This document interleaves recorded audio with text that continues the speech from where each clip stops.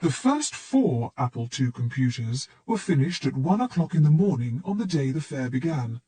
So many people came to the fair that it was difficult for anyone to move, but the first thing that everyone saw was Apple's shiny sign. Beneath the sign there was a clever video program running on an enormous screen. The trade fair's success showed everyone in the computer business that something new was happening. Computers were now more than just a hobby. They could soon be big business. Many companies would take advantage of the excitement about personal computing, but Apple was the most successful. Brilliant technology and a friendly design at a price many people could afford made Apple the star of this new industry. By the end of the summer, the company was selling equipment worth more than $250,000 each month. In 5 years, Apple Computer was valued at $1 billion. There were soon hundreds of programs for the Apple II. Many of them were games or other types of software that were designed to be fun. But then, 1 year after the computer went on sale, a new program appeared. It was called VisiCalc. It was the world's first electronic spreadsheet. Suddenly, people who worked in finance, in fact anyone who worked with numbers or money, had a new tool. Dan Bricklin was one of VisiCalc's inventors, and he soon found that he was being treated like a pop star. "You've changed my life," many people said to him. One man began to shake when Dan showed VisiCalc to him. "That's what I do all week," he said. "I could do it in an hour with this program." Many people just reached into their pockets and offered Dan money as soon as they saw the software. VisiCalc was the first serious business program for a personal computer. Soon it began to frighten the most powerful company in the computer industry, IBM. When the Apple II had come onto the market, IBM was not worried. The Apple seemed like a toy. It did not seem to threaten the billion-dollar business of selling mainframes to the world's largest companies. This was a market that IBM understood completely. Big business wanted powerful computers that never broke down, and it did not care that each machine cost $100,000. But VisiCalc changed that. People who had to queue for time on an IBM mainframe were suddenly freed by VisiCalc. Why wait days for your answers when an Apple II and VisiCalc could supply them in seconds? Many business people bought an Apple computer simply because they wanted to use the new software.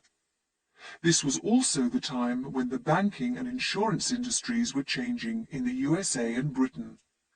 New laws meant that the world of finance was much more competitive. People could not afford to wait for time on an IBM mainframe. Waiting was not just annoying, it could also mean that you went out of business. By 1979, IBM could not ignore Apple. There were suddenly tens of thousands of people buying Apples, and they were very happy with them. In fact, they loved them, and they took them to the engineering departments of IBM's customers. "I'm using my Apple because you can't do the job on the mainframe," they said. IBM knew that it had to do something. It was losing the hearts and minds of its customers. But it could not act quickly. It was famous for slow, careful work. It had a fixed system for designing new products. Every decision about the design was checked by many managers. Every part of a new machine was tested many times. All of the checks and tests were intended to make sure that IBM machines almost never broke down. But someone once calculated that it would take IBM 9 months to produce an empty box. Bill Lowe ran a small IBM research laboratory in Boca Raton, Florida. He knew the company was in trouble and believed he had a solution. He would change the tradition of IBM that every single part of a computer must be built by the company itself. Bill Lowe went to his boss, Frank Carey. "What are we going to do, Bill?" Frank Carey asked. "Apple is hurting us. They're making us look stupid." Well, I think we can build our own personal computer. No, said Frank Carey. At IBM, it would take 4 years and 300 people to do anything. That's just a fact of life. No, sir, said Bill Lowe. I can build an IBM personal computer in a year. Tell me what you need, said Frank Carey. I really need permission to go outside IBM. If I can hire outside firms to do the engineering work, I can get the job done in a year. But we've never done that. It's not the IBM way. I think it's the only way now, sir. Okay, I hope you're right. Hire whoever you want. IBM would soon produce the most successful computer in history. But at the same time, the company would lose control of the computer industry. The company that was Bill Lowe's first choice to write the software for the new PC missed the meeting. His second choice was the team that had written the first useful program for the Altair, Microsoft, the company started by Bill Gates and Paul Allen. Microsoft was now in Seattle, Bill and Paul's home. Bill Gates dropped all his other projects to meet the men from IBM. He even put on a suit. IBM was hoping for an operating system. The operating system is the most important software on any computer. It controls how everything else works. It usually takes an enormous amount of work to write an operating system. Microsoft did not have an operating system, but as before with the Altair, Bill Gates believed he could quickly create the program that was needed. IBM agreed, and Bill went away and bought an operating system program from another Seattle software company. This program became DOS, the operating system of many millions of PCs. It was also the beginning of the flood of cash that would make Bill Gates the richest man in the world.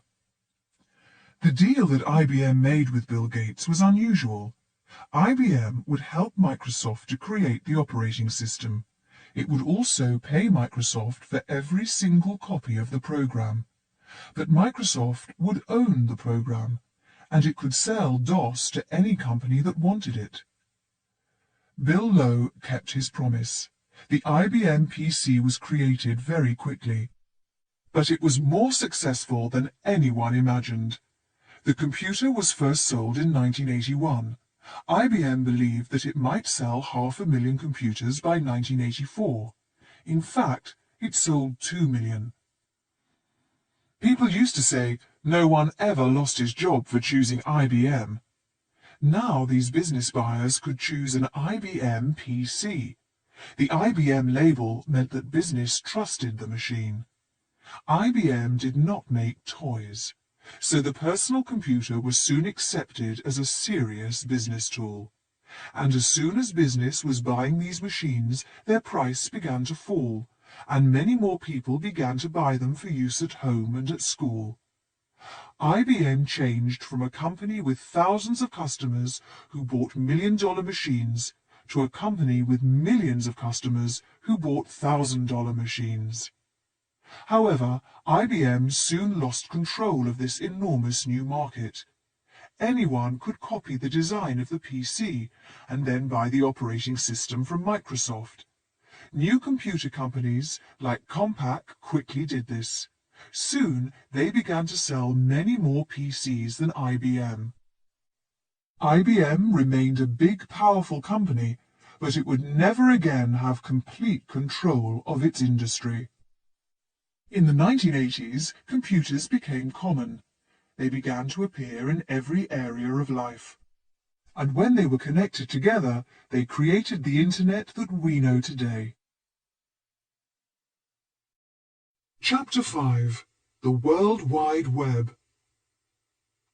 The land around Geneva in the Swiss Alps is beautiful mountain countryside. People travel here from all over the world for holidays and winter sports. But among the farms and the lakes and the hotels, There are also some of the largest, most powerful, and most expensive scientific tools on Earth. One of these machines is an enormous ring that spins tiny pieces of matter around in 27-kilometer circles. When they are traveling at nearly the speed of light, the machine forces them to crash together. Scientists study the resulting explosions, hoping to discover more about the building blocks of the universe. This is the home of CERN, Europe's Centre for Research into High-Energy Physics. CERN explores what matter is made from and what holds it together. It is not the type of scientific laboratory that produces practical inventions. But there, in 1989, Tim Berners-Lee invented the World Wide Web. Tim is an English engineer with computers in his blood. Both of his parents worked on the first commercial computer made in Britain, the Ferranti Mark I. In 1980, Tim got a job at CERN for 6 months, and during this time he wrote a program called Inquire Within. This name comes from a popular British book that was first published in 1856. The book is full of advice and information on all sorts of different topics, from how to clean blood from a shirt to how to get married. Tim's program aimed to organize his thoughts in the same way that the book organizes its information. He wanted to find a way to create links among a wide variety of topics that interested him. He says that brains are supposed to be good at remembering the relationships between lots of different things, but sometimes his brain was not very good at this. Inquire Within was the answer. With the program, Tim could make electronic connections within documents. He could also make connections between different documents on different computers. So if Tim was interested in apples, he could link all of the paragraphs in a document that were about apples. And if there was a really good Apple database on another computer, he would make a link to that as well. Inquire Within was new because it could organize information according to the content of documents, not where they could be found. It was hypertext. Ordinary text is anything that is written, a book, a letter, or a document on a computer screen. To make sense of a text, you read it from beginning to end. A hypertext is a special kind of text that is intended to give more freedom to the reader and the writer. It contains links that lead to other places. They can lead to other texts, but also to pictures or programs or musical recordings. There is no single path through a hypertext. Readers can choose the path that suits them best. The power of a hypertext link is that it can link to anything, says Tim. That was the central idea. You ought to be able to make a link to anything that is sitting on a computer disk anywhere. If the computer is connected to a network, you ought to be able to give it an address and link to it. Tim says that CERN is a web-like place. Scientists come to CERN from all over the world. Some stay, but many go back to their own laboratories and universities, which use many different types of computer and software. But the scientists still want to communicate and share information. There were always different sorts of people from different countries who brought different sorts of computing equipment. So CERN was one of the first places to work on getting files from one computer system to another, getting email across borders and into another system. That was the spirit. There was a lot of networking. It was possible to get something from a distant computer at this time, but you had to be a computer expert to do it. It was technically simple to go and get something, but you had to be an expert of the highest degree to find your way through all the networks, to use all the programs that you found on your way, and to use the right commands to get the data back. And it was likely that when you got something back, you would not be able to read it anyway, because it was from a different computer system. In 1989, when Tim was again working at CERN, he decided to try to make communication between the scientists easier. He believed that hypertext could help the scientists to work more efficiently because it could create paths through CERN's web. In March 1989, Tim wrote a plan saying that a hypertext project was going to be very important for the scientists who were connected with CERN. He took the plan to his bosses. "This is interesting," they said, "but it's not really our kind of project, is it? We don't do information technology here. We do high-energy physics." "But a hypertext system will really help CERN," said Tim. "Yes, well, thank you. We'll think about it." Tim saw that he was not going to persuade his bosses to build a hypertext system, but soon he had another idea. There was a coffee room between the scientists' offices and the computer rooms, so the people who needed to use the information were constantly meeting the people who ran the computers. By talking to the right people, Tim began to create support for his plan. "Don't you get tired of translating data for the scientists?" he said to the computer people. "Yes, there are too many computer systems around here," they replied. "But if there was a single program that organized all the different types of data." "That would be great, but there isn't, is there?" "Not yet," said Tim. He spoke to the scientists as well. "Don't you get tired of all the extra work you have to do on computers? Wouldn't you like to be able to concentrate on the physics?" "Yes, but what can we do?" "You need a program that allows you to make easy links between your research and everybody else's work." "That sounds great," said the scientists, "but where can we get a program like that?" "I can write it for you," said Tim. In October 1989, Tim started writing a program that he called World Wide Web. When you were reading something interesting on the computer screen, you could just choose a phrase and link it to another document. Then you just needed to hit a hotkey, and the other document appeared on screen. A hotkey is a key on a computer's keyboard that is programmed to do something special when it is pressed. At first, World Wide Web was the name of Tim's program. Today, the World Wide Web, or simply the web, is all of the billions of documents on millions of computers that can be read by the browsers that have followed Tim's original program. In ordinary life, if you browse, you look at a variety of things, hoping that some of them will be interesting. People browse through newspapers or in bookshops or museums. If you want to, you can browse through a book, though most books are written to be read from beginning to end. But a hypertext is designed for browsing. Tim's original browser program allowed writers to create links to anything they liked, and it allowed readers to follow their interests from link to link.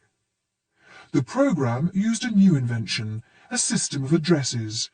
The system means that anything, anywhere on the internet, can have its own special address. The addresses are called URLs. The web browser understands what to do with anything that has a URL. Tim also invented a set of rules for sending text and pictures over the internet. The rules allow a document to appear almost exactly the same, whatever computer system is being used. For web authors, Tim also created a new computer language called HTML. This is the language in which all web documents are written. It controls how text and pictures are shown on a computer screen. Together, these inventions changed the world of the Internet. The Internet of the 1980s was a place for computer experts. Since the 1990s, anyone with a computer has been able to use it. For most people, the web browser is the friendliest program they ever use. People at CERN began using Tim's browser in 1990. In 1991, CERN put the browser software on the Internet, so that it was free to anyone who wanted it. Within 4 years, the World Wide Web was the most popular use of the net. Tim Berners-Lee believes that the success of the web gives hope to dreamers everywhere. When you really believe in a dream of how things could be, then you follow the dream, and it's very, very satisfying to see it work. It's exciting that you can have an idea and it can take off and it can happen. It means that dreamers all over the world should take off and not stop. Tim's browser gave an idea to a group of young programmers in the USA. In just a few years, the business they started would take off and become the fastest growing company that the world has ever seen, Netscape Communications.